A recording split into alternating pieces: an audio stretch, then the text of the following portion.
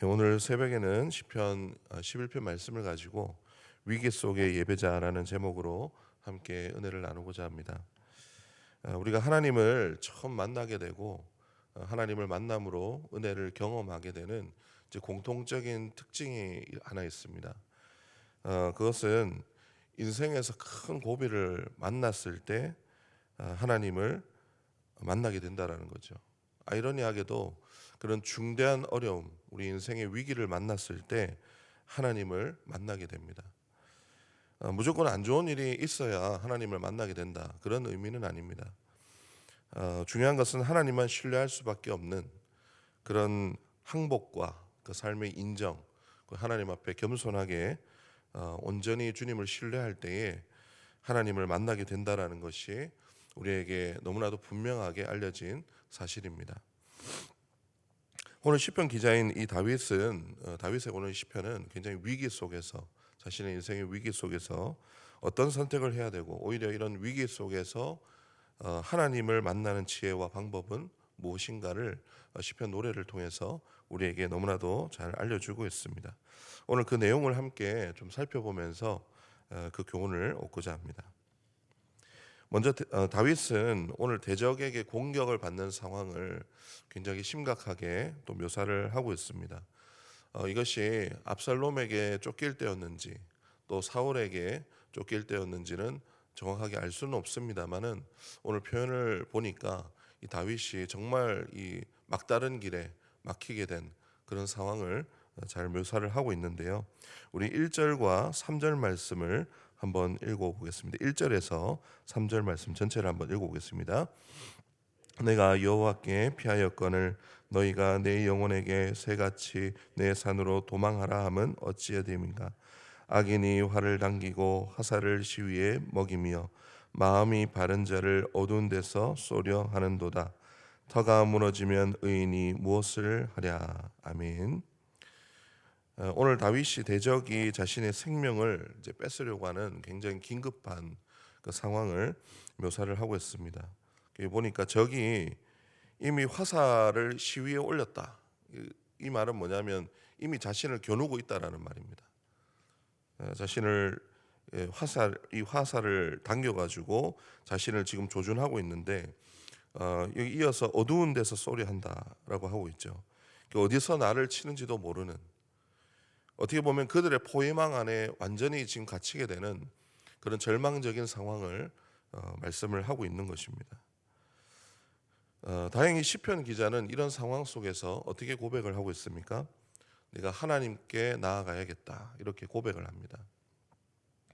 그런데 여기 보십시오. 이때에 어떤 한 무리가 등장을 해서, 여기서 너희가라고 하는 무리가 등장을 해서 그에게 이런 지혜로운 충고를 합니다. 2절에 보니까 1절입니다. 내 영혼에게 새같이 내 산으로 도망하라 이렇게 충고를 하고 있습니다. 여러분, 새가 위기를 만나면요, 이 천재지변이라 천적을 만나게 되면 무엇을 하냐면 자기가 익숙했던 산이라든지 은신처로 이렇게 피신을 하는, 피난처로 이렇게 도망가게 되는 그런 모습이, 그런 본능이 있다고 합니다.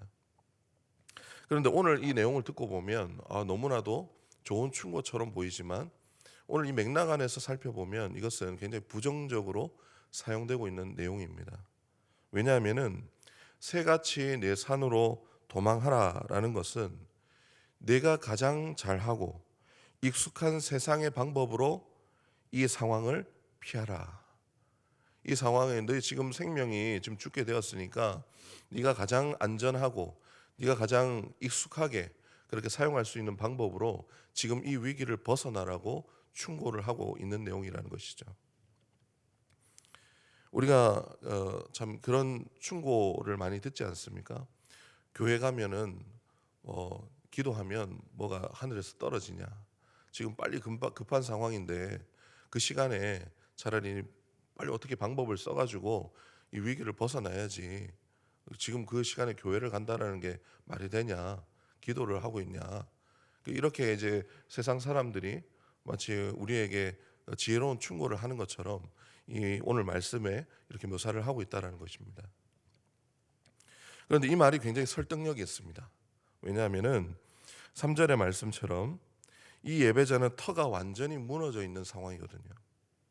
터가 무너졌다라는 것은, 여기서 터라는 것은 기둥을 의미합니다. 이 기둥이 무너졌다라는 것이죠. 이것은 뭐냐면 최소한의 보호 장치조차 완전히 그냥 무너진 상황을 의미를 합니다.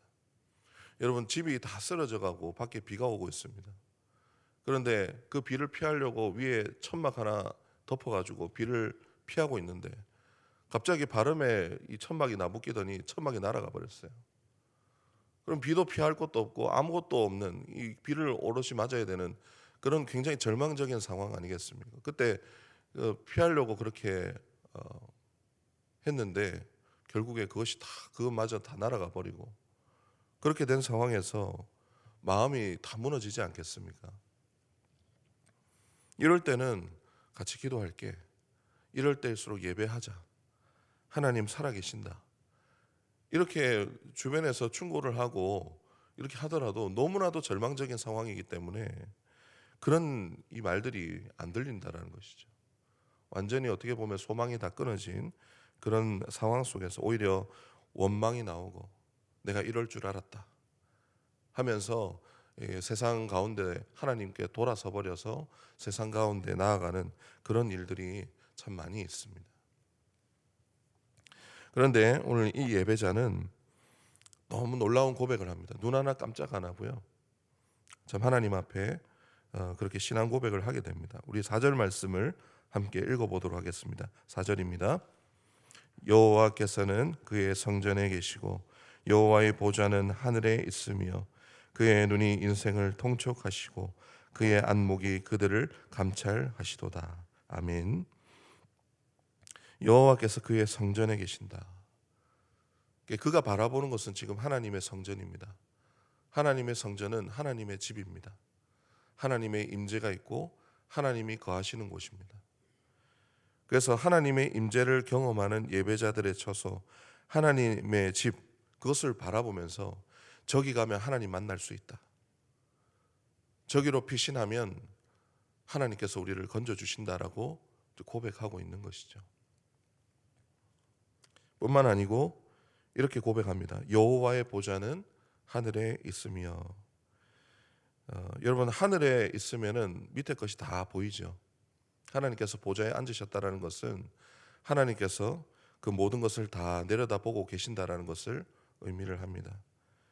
특별히 하나님을 의지하는 자들, 비록 절망 가운데 있지만 그들의 신음소리와 기도 소리를 하나님께서 결코 외면하지 않으십니다.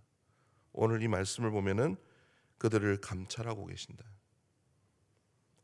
대적들은 결국 하나님 앞에 다 무너지게 될 것이지만은 하나님께서 갚으실 것이지만은 하나님의 성전으로 피하고 하나님만 의지한 자들은 결국 그의 얼굴을 보게 될 것입니다. 예배자들은 하나님의 임재를 경험하고 그의 삶이 회복되고 구원받게 되는 축복을 경험하게 될 것이라고 시편 기자는 분명하게 고백하고 있습니다. 여러분, 이 고백이 우리의 노래가 되기를 소망합니다. 여러분, 끊임없이 대적은 우리의 삶에 우리의 가장 연약한 부분을 계속적으로 파고들어서 그 기둥조차도, 그 터조차도 무너뜨리는 일들이 많이 있습니다. 우리의 영혼을 무너뜨리기 위해서 그 상황이 우리에게 녹록치 않음을 우리는 너무나도 잘 압니다. 그런데 그 위기가 찾아오게 되면은 우리는 어떻게 합니까? 위기가 찾아오면 하나님을 이제 찾고 하나님 앞에 나아가야 되는데 그것 때문에 더 마음이 조급해지는 것 같아요. 그러다 보면은 하나님을 찾기보다 세상의 목소리에 귀를 기울이고 내가 의지했던 방법들을 먼저 찾게 되는 경우가 많이 있습니다. 그게 더 익숙하고 눈에 보여지는 확실한 것처럼 보이기 때문일 것입니다. 그러나 그때 저는 이 말씀이 우리에게 참으로 위로가 되고 도전이 된다 생각됩니다. 우리가 이 말씀을 기억했으면 좋겠습니다. 여호와께서는 그의 성전에 계시고 보좌는 하늘에 있으며. 결국 하나님이 다 지켜보고 계신다는 것이죠. 그리고 하나님께 피하는 예배자들은 건짐을 받게 될 것이다. 그 세상을 의지하는 모든 것들은 그 터조차 무너지고 우리가 어떻게 할 수 없는 그런 참으로 도저히 막아낼 재간이 없습니다마는 오히려 그때 하나님을 신뢰하고 또 성전으로 피하게 될 때, 이 말은 예배를 통해서 하나님을 만나라 이런 의미와 동일합니다. 그래서 하나님의 도우심을 잊고 그 모든 것을 갚으시는 하나님을 의뢰하고 하나님을 신뢰하라, 이렇게 우리에게 또 도전하고 있습니다.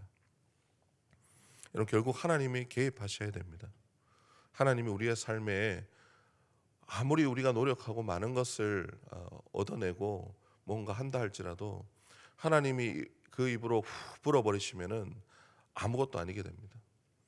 그러나 하나님께서 우리의 그 의로우신 손으로 우리를 붙잡으시면은 아무리 어려운 상황 가운데서도 우리는 소생하게 될 것이고 하나님을 뵙게 되는 그런 놀라운 축복을 경험하게 될 것입니다. 그래서 하나님이 일하시면 모든 것이 회복되고 풀어지게 된다라는 것이죠. 오늘 이 말씀이 우리에게 위로가 되고 또 다윗의 고백처럼 우리의 노래가 되는 그런 축복이 있기를 소망합니다. 그래서 모든 것을 다 감찰하시고 갚으시는 그 하나님을 끝까지 신뢰하는 저와 여러분 되기를 주님의 이름으로 축원합니다. 기도하겠습니다. 여호와께서는 그의 성전에 계시고 여호와의 보좌는 하늘에 있으며 그의 눈이 인생을 통촉하시고 그의 안목이 그들을 감찰하시도다. 하나님 아버지, 우리의 유일한 피난처는 예배를 통해서 우리를 만나주시는 하나님 한 분이신 줄 믿습니다. 위기를 만날 때 세상의 방법과 유혹이 아니라 하나님께 나아와 예배하는 믿음의 사람이 되게 하여 주시옵소서. 우리의 모든 상황을 주님께서 아십니다. 우리를 외면하지 않으시고 가장 좋은 때에 반드시 갚아주실 줄 믿습니다. 우리가 인내할 수 있도록 끝까지 은혜로 붙잡아 주시고 슬픔이 기쁨으로 찬양으로 바뀌게 되는 놀라운 축복과 구원을 경험케 하여 주시옵소서. 주님, 그렇게 하실 주님을 찬양합니다. 감사드리며 우리 주 예수 그리스도의 이름으로 기도드리옵나이다. 아멘.